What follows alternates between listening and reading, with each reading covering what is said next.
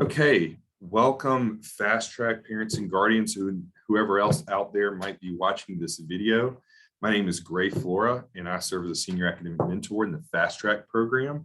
And I'm delighted to welcome Miss Ebony McEwen today to our monthly video series.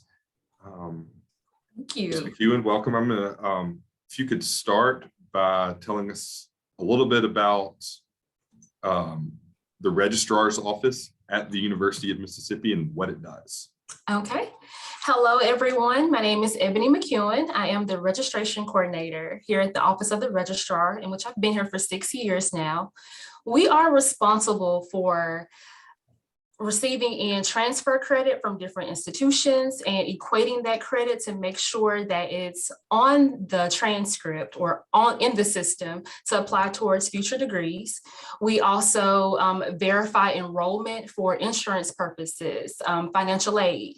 We also handle freshman residency here in our office, and we do compute GPAs, help with forgivenesses and exclusion policies, and my job in particular, registration issues. Okay, so that's your primary role, is different issues around registration. So we are in the right place. Okay. Right. So I want to start, just by asking a series of questions that I think that I know I've had specific parents and guardians and students reach out to me about, but I think these questions are universal, that are good information for all parents and guardians and students to know. Absolutely. So we have a lot of students that are planning to take a course at another higher education institution for credit towards their University of Mississippi degree.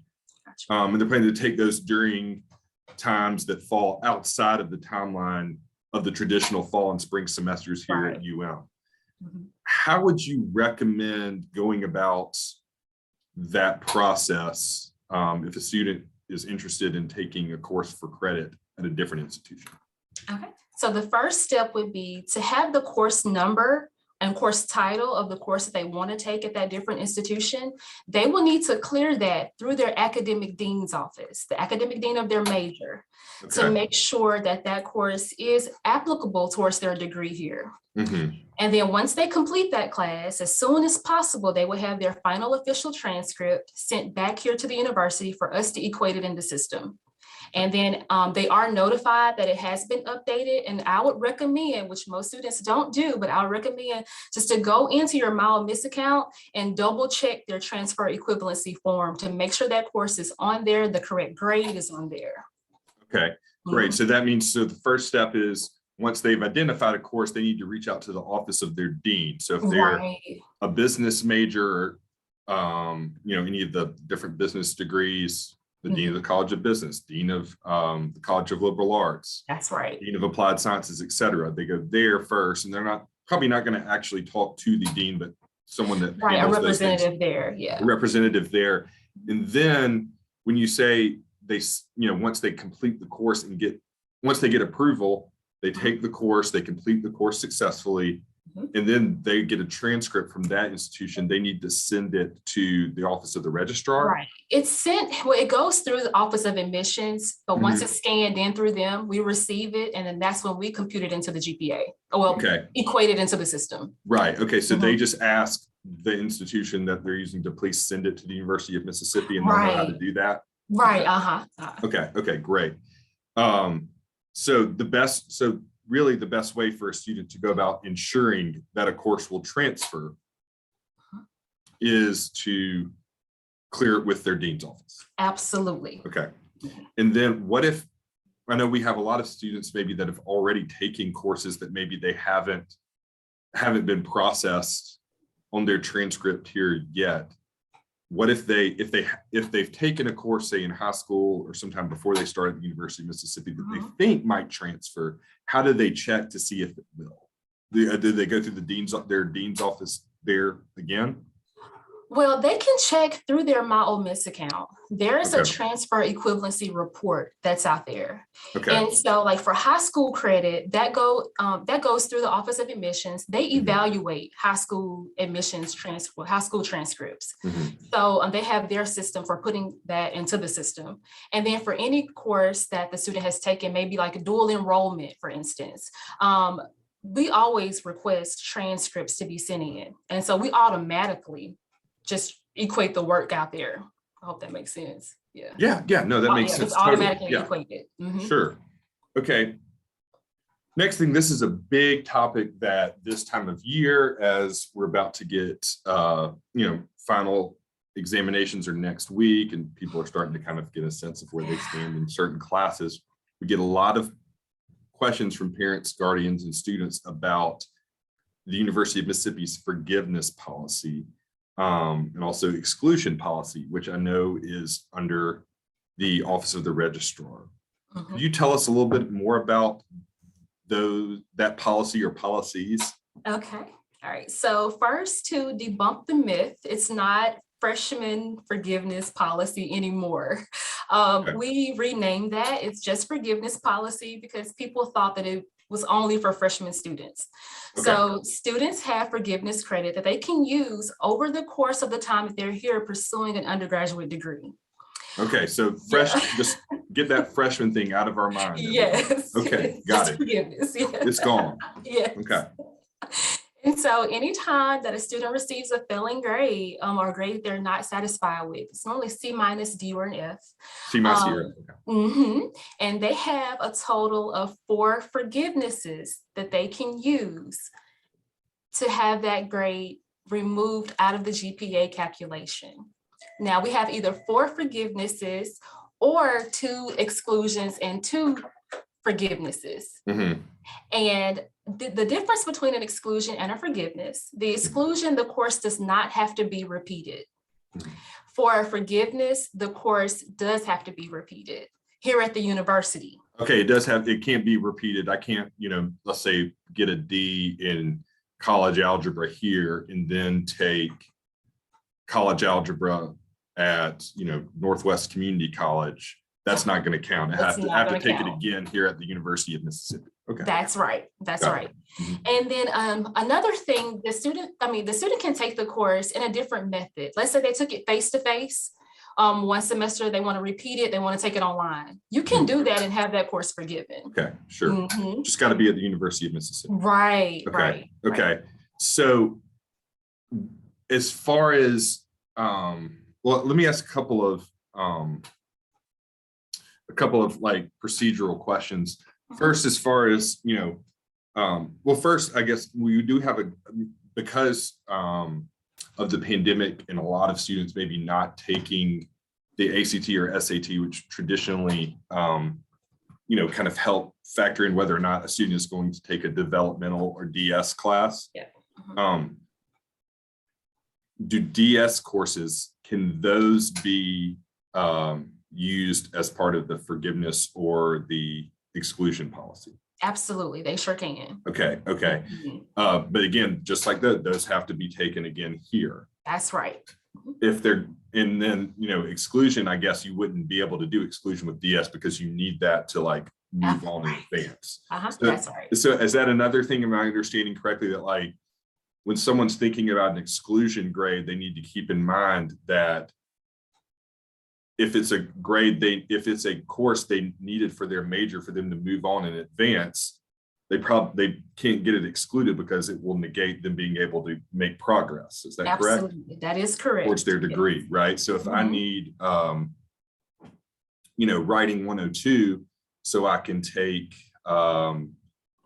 my business communications class, I can't exclude writing 102 because I need it for business communication. So therefore, I would need to opt for the forgiveness there and take it again here so I can move on to. That's right. Okay, in that scenario. Okay, that's helpful. Can any of these, what about, is it possible for any of these developmental studies courses to be converted to, whether instead of a letter grade, converted to pass fail, since it's just about advancing to the next to a course that actually does count towards their major?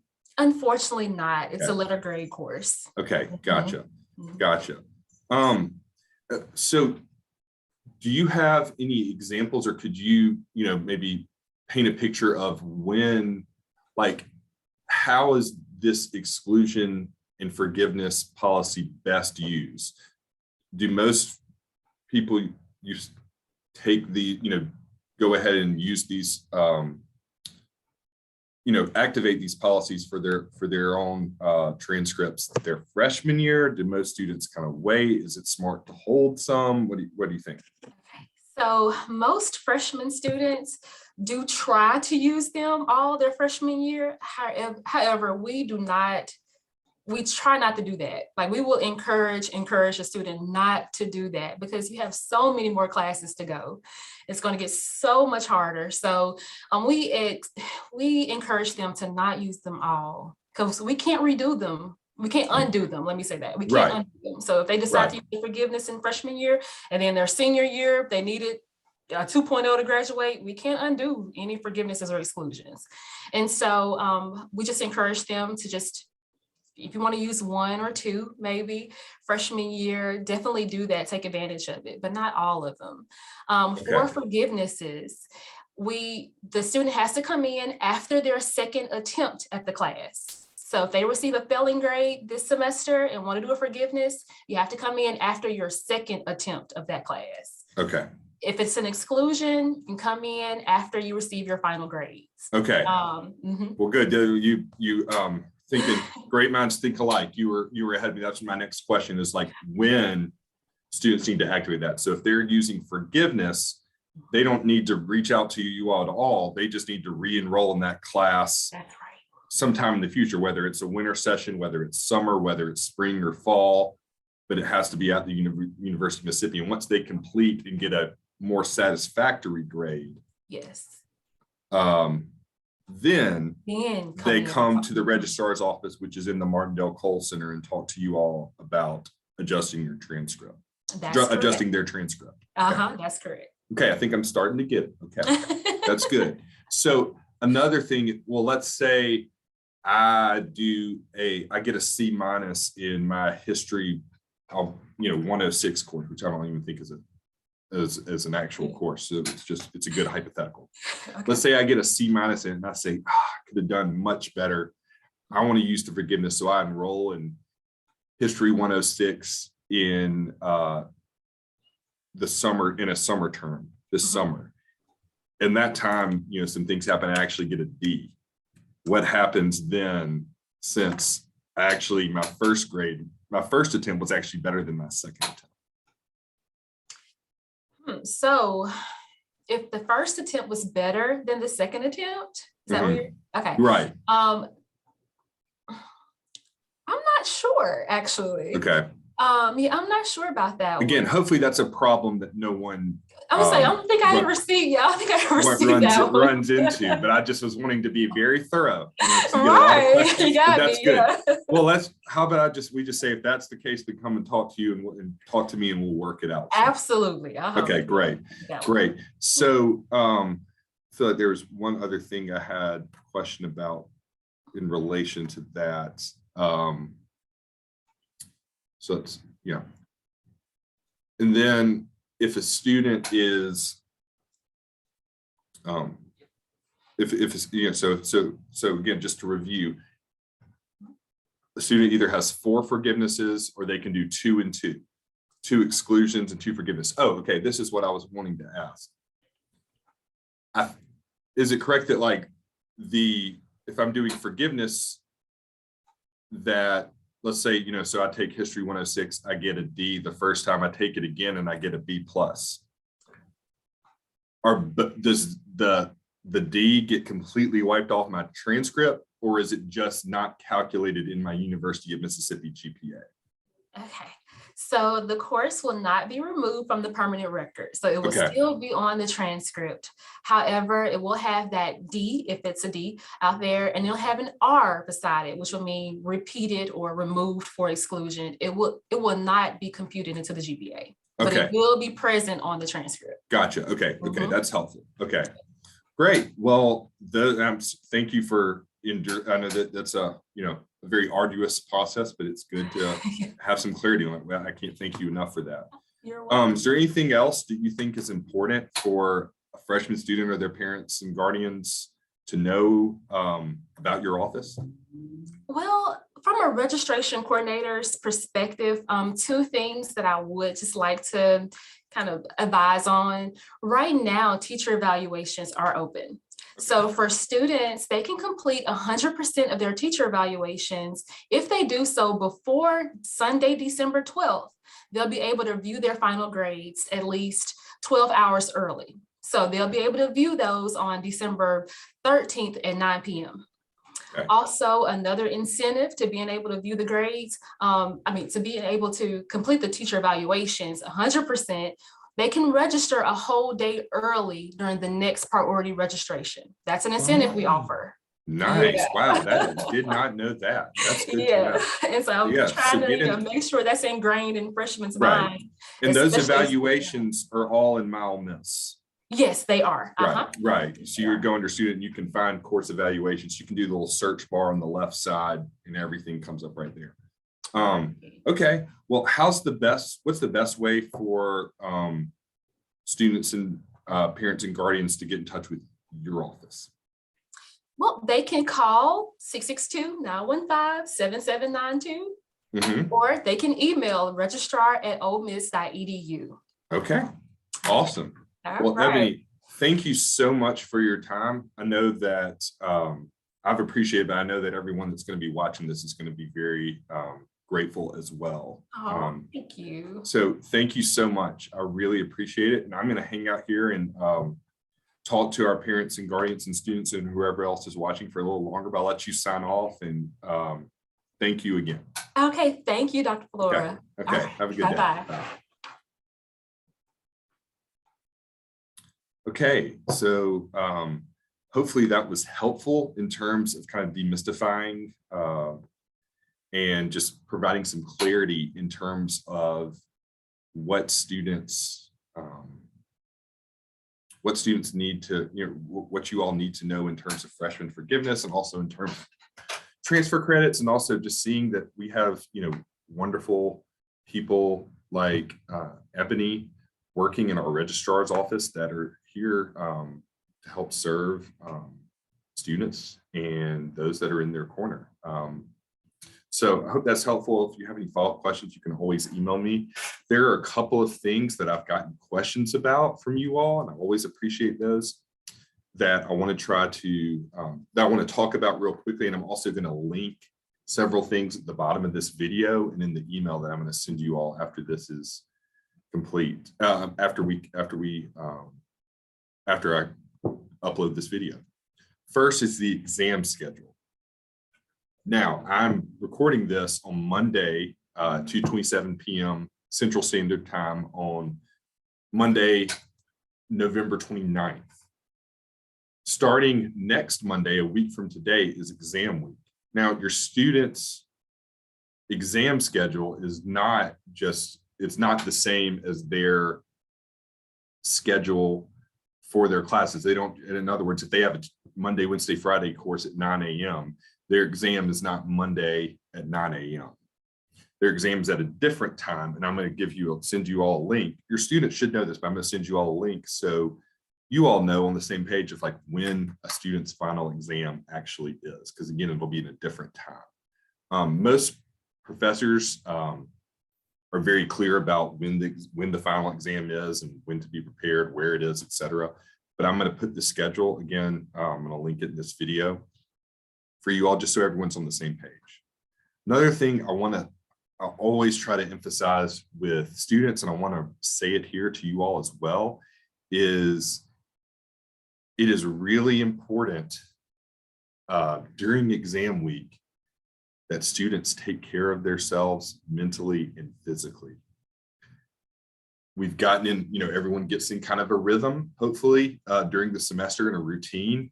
And obviously, because the exam schedule is different, that routine can be thrown off. It is real important. And I tell my students all the time, and I just want to make sure we're all on the same page, that they need to make sure that they are eating well, eating 3 meals a day, putting something green on their plate, hopefully in the Rebel Market or somewhere else on campus or off campus. Exercise is really important. I tell students all the time, it can be so helpful to just, all the students have their earbuds now. Put on your earbuds and just take a walk. Just reset every now and then. There is such a thing as overstudying and putting in too much time to the point where everything just kind of becomes mush in your brain.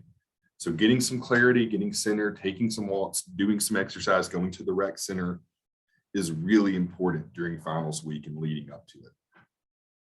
I also want to caution against taking any kind of prescription drugs to try to help one study. That is a bad recipe that does not yield good results. It is dangerous physically. It's dangerous because it's illegal. It is a bad idea. We do not need students taking Adderall or other substances to try to help them study. The best thing they can do is study in small increments, get plenty of rest, exercise, and put their best foot forward in exams. They're not going to yield good results on a number of levels if they try to do something that's going to alter their cognitive state. A couple of things I also want, shifting gears, a couple of things I also want to make sure you guys are aware of, I'm going to link in this video as well, is dates you need to know for the academic calendar. I'm going to link the academic calendar for the spring 2022 semester.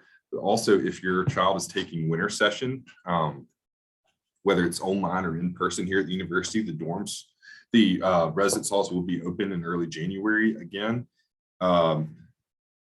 For all students, winter session starts on January 3rd, 2022, and then we'll complete the final exams are on January 15th. For students not signed up for winter session, that's totally fine, but it is an option. The spring semester classes begin on Tuesday, January 18th. Monday, November 17th is a holiday for Martin Luther King Day. So I do recommend students can maybe go ahead and getting on campus, getting readjusted, making sure they know what buildings their spring semester courses in. Go ahead and get in campus maybe that weekend before, but classes do not start till January 18th. That's all I have today. Like I said, please pay attention to the links at the bottom of this video. If you have any questions about anything, please never hesitate to email me, gray@olemiss.edu. Only 4 letters, try to make that easy. And also my office number is 662-915-3410. Again, this has been a challenging semester. I know for a lot of students, as freshman year always is, but as most of you all, your students, spring semester of their junior year was interrupted during the pandemic and things haven't been the same and they've been kind of up and down since then. Please know that we at FASTrack are here for your students. We want to be helpful in any way we can. Our office is open to you and all of the resources we're trying to point your students to, but we do have to have some buy-in for the students. We can't come and extract your students from whatever's going on. They need to reach out to us. We're reaching out to them. We need to hear from them. More importantly, we thank you for having your child be a part of FASTrack and the University of Mississippi community, and we're just so grateful. So thank y'all so much again. I hope everyone has a lovely holiday season.